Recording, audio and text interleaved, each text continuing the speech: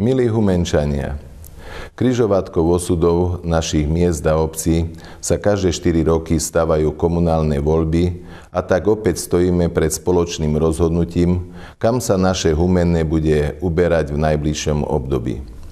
Obzrime sa spoločne späť do minulých rokov, aby sme videli, čo sa nám v našom meste podarilo. Áno, nám všetkým, lebo každý, kto v Humennom žije, mu svojim životom viac či menej dáva svoju pečať. Bez vás, bez občanov, bez vašich nápadov, pripomienok, požiadaviek, podnetov by naša aj moja práca nemala ten správny zmysel. Pracujem vo verejnej funkcii už isté obdobie, najprv ako poslanec, neskôr ako primátor. Myslím si, že získané skúsenosti spolu s ľuďmi, ktorým na meste záleží tak ako mne, zúročujeme úspešne a prospech väčšiny obyvateľov. Nevždy sa všetko podarilo podľa očakávania a plánov, ale urobili sme aj veľa toho, čo sme neplánovali, reagovali sme na vaše námety, návrhy i podnety.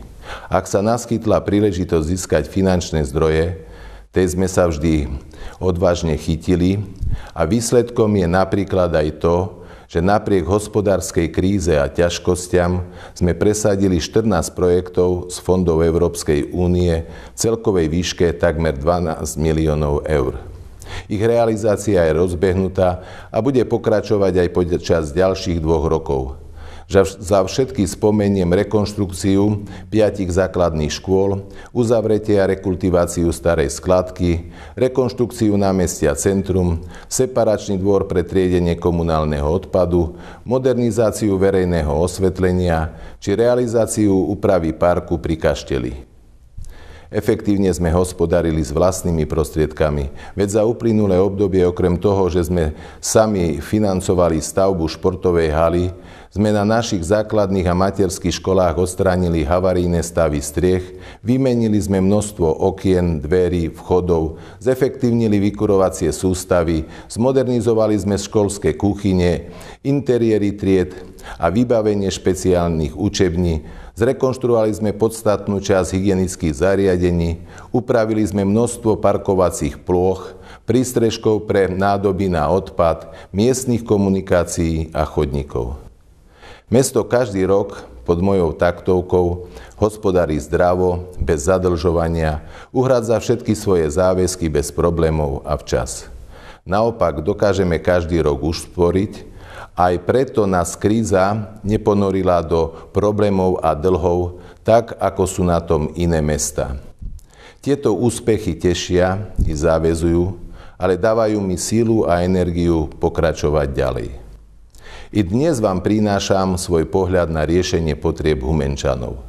V ďalšom období som pripravený na nové výzvy, ktoré sú zárukou napredovania vo všetkých oblastiach, kde ste moju prácu mohli hodnotiť už doteraz.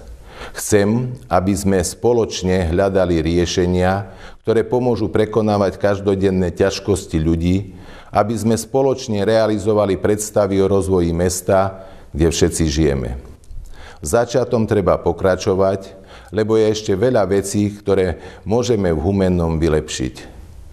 Z vynoveného námestia a centra nech životodárna energia prúdi do ostatných častí mesta, tam vidím priestor pre ďalší rozvoj.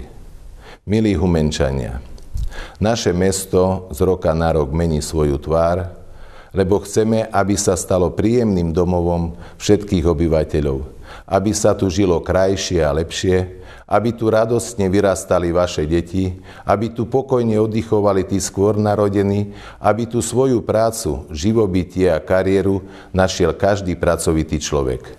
Humenné je krásne a úspešné mesto s dobrými ľuďmi.